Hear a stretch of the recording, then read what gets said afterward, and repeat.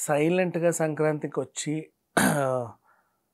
ఎంతమంది తగ్గమన్నా తగ్గకుండా, వెనక్కి వెళ్ళకుండా, ఒకరోజు ముందే ప్రీమియర్స్ వేసి, పెద్ద హిట్ అందుకున్న సినిమా 'హనుమాన్'. అండ్ ఈ సంవత్సరానికి సరిపడా టాలీవుడ్‌లో ఒక సినిమా బీభత్సమైన కలెక్షన్స్ సృష్టించిందంటే 'హనుమాన్' అనే చెప్పుకోవాలి. పెట్టిందింత, రాబడింత.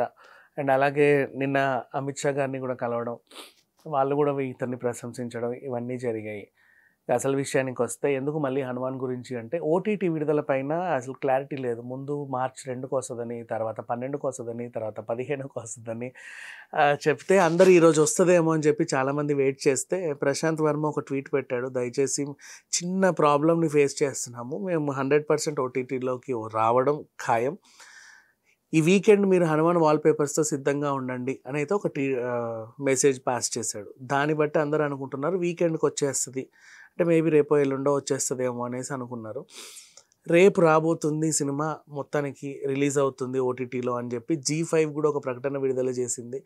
సో 'హనుమాన్‌ని' మనం రేపు అంటే సాటర్డే రోజు నుంచి మనం స్ట్రీమింగ్ చూడొచ్చు ఆన్‌లైన్‌లో ఓటీటీలో.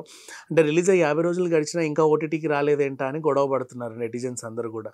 ఇది భలే ఉంది సినిమా, నిజంగా రిలీజ్ అయిందంటే ఎప్పుడు ఓటీటీకి వస్తదా అని ఎదురు చూసే వాళ్ళు కూడా చాలామంది ఉన్నారు.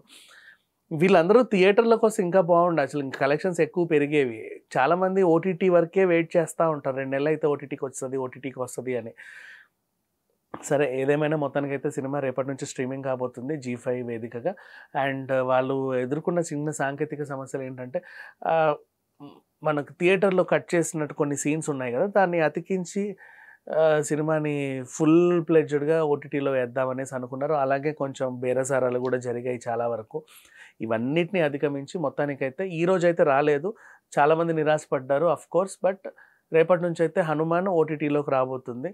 అండ్ ఆల్రెడీ ఆహ్, థియేటర్స్‌లోనే ఇంత సంచలనం సృష్టించిన ఈ సినిమా ఓటీటీలో గనక బీభత్సమైన సక్సెస్ అయితే జీ5 ప్లాట్‌ఫార్మ్ నాకు తెలిసి నెక్స్ట్ మన అమెజాన్, నెట్‌ఫ్లిక్స్‌ల సరసన చేరే అవకాశం అయితే మెండుగా కనబడుతుంది. Thank you so much.